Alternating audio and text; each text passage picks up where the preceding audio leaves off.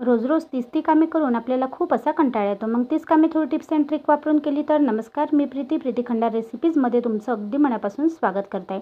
आजची जी पहिली टिप्स आहे ती आहे देवाजवळ जो आपण दिवा लावत असतो आणि त्याच्यासाठी जी वात लागते त्या वातीबद्दल. वाती बनवणे तसे सोपे, पण बऱ्याच मैत्रिणींना ते खूप असं कठीण वाटते आणि तीच आज तुम्हाला अगदी सोपी पद्धत मी सांगणार आहे. वाती आपण अगदी सोप्या पद्धतीने कशा बनवू शकतो ते पाहूया. तर इथे बघा, आपल्याला काय करायचं आहे, तर आपल्याला घ्यायचा आहे कापूस. आता कापूस घेतल्यानंतर आपल्याला लागणार आहे इथे अगरबत्तीची काडी. अगरबत्तीची काडी घ्यायची आहे आणि एकसारखा असा कापूस आपल्याला लांबटसर असा फैलून घ्यायचा आहे आणि फैलल्यानंतर त्याच्यावर ही काडी ठेवून घ्यायची आहे. ठेवल्यानंतर तिला प्रेस करायचं आहे. ज्याप्रमाणे मी तुम्हाला व्हिडिओमध्ये दाखवत आहे त्याच प्रकारे आपल्याला करायचं आहे. बघा, अशा प्रकारे मी ते कापूस घेतलेला आहे आणि त्याच्यामध्ये ही अगरबत्तीची काडी अशी घेऊन त्याला असं चोळून घेतलेलं आहे आणि नंतर आपल्याला हा कापूस काढून घ्यायचा आहे आणि हातावर या प्रकारे आपल्याला प्रेस करून घ्यायचं आहे. त्याने काय होईल की एक छान इथे वात तयार होईल. ही वात आपण अगदी 1 ते 2 सेकंदामध्ये करू शकतो. वाती बनवण्याची ही पहिली टिप्स तुम्हाला कशी वाटली कमेंट करून कळवायला विसरू नका. दुसरी टिप्स म्हणजे लसूण सोलण्याबद्दल. आता लसूण सोलणे हे आपल्याला खूप असं कठीण वाटते, कारण की जेव्हाही आपण लसूण सोलायला गेलं तेव्हा आपल्या नकाला इजा होते आणि म्हणूनच आपण लसूण सोलणे हे टाळत असतो. तर आज एकदम सोपी पद्धत मी तुम्हाला इथे दाखवणार आहे. तर आपल्याला काय करायचं आहे, अशा प्रकारे लसूणच्या पाकळ्या मोकळ्या करून घ्यायच्या आहे आणि आपल्या घरी असलेलं जे स्टॅपलर आहे त्याचा यूज आपण इथे करूया. तर आपल्याला काय करायचं आहे, लसूण जो आहे तो स्टॅपलरने आपल्याला असा प्रेस करायचा आहे. प्रेस केला की त्याचे जे साल आहे ते आपोआपच निघायला सुरुवात होते. बघा, ज्याप्रमाणे व्हिडिओमध्ये दाखवत आहे त्याच प्रकारे आपल्याला करायचं आहे.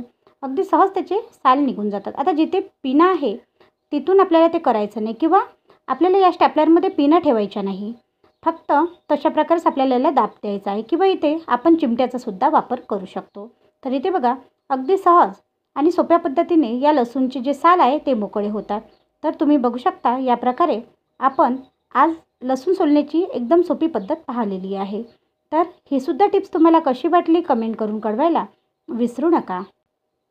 तिसरी जी टिप्स आहे ती आहे गृहिणीसाठी खूप अशी खास, कारण की प्रत्येक गृहिणी ही घरामध्ये थोडंफार शिवणकाम करत असते आणि ते शिवणकामासाठी त्यांना कैचीची ही गरज भासत असते. आणि कैचीची जेव्हा गरज भासते, कारण की काय होतं की आपण मशीनवर जर बसलो किंवा आपण कोणतंही जर शिवणकाम करत असलं तिथे कैची ही महत्त्वाची ठरते. आणि जेव्हा कैचीची धार ही पूर्णतः बंद होते किंवा ती जाम होऊन जाते तेव्हा आपल्याला प्रश्न पडतो की आता याला धार आणावं कशी, कारण लावायला गेलं तर तिथे आपला खूप वेळ जातो. म्हणून आपण घरच्या घरी ह्या कैचीची धार तेज करू शकतो. ते कशी, तर आपल्याला आपल्या घरीच असलेलं जे औषधीचं असं पॅकेट असतं किंवा रॅपर असतं ते घ्यायचं आहे आणि त्याने याला पहिले असं घासून घ्यायचं आहे. बघा, ज्याप्रमाणे मी व्हिडिओमध्ये दाखवत आहे त्याप्रमाणे आपल्याला छान असे दोन्हीही जे भाग आहे कैचीचे ते घासून घ्यायचे आहे आणि त्याच्यानंतर या कैचीने अशा बारीक बारीक कापामध्ये याचे काप असे कापायचे आहे. यानी की हे जे रॅपर आहे हे कैचीने आपल्याला कापायचं आहे. याने काय होईल की बसलेली जी कैची आहे किंवा कैचीची जे जाम झालेली कैची आहे ती एकदम तेज होऊन जाईल किंवा त्याची धार जी बसली होती ती पुन्हातः चांगली होईल. नक्की ट्राय करा आणि ही सुद्धा टिप्स तुम्हाला कशी वाटली कमेंट करून कळवायला विसरू नका. आणि इथे बघू शकता, जी कैची खूप अशी जाम झालेली होती ती कैची धार छान अशी त्या कैचीची झालेली आहे. तुम्ही नक्की ट्राय करा. आजचा व्हिडिओ तुम्हाला कसा वाटला कमेंट करून कळवायला विसरू नका. व्हिडिओ आवडल्यास चॅनलला लाईक, शेअर व सबस्क्राईब करायला सुद्धा विसरू नका, कारण असेच नवनवीन व्हिडिओ मी तुमच्यासाठी घेऊन येणार. धन्यवाद.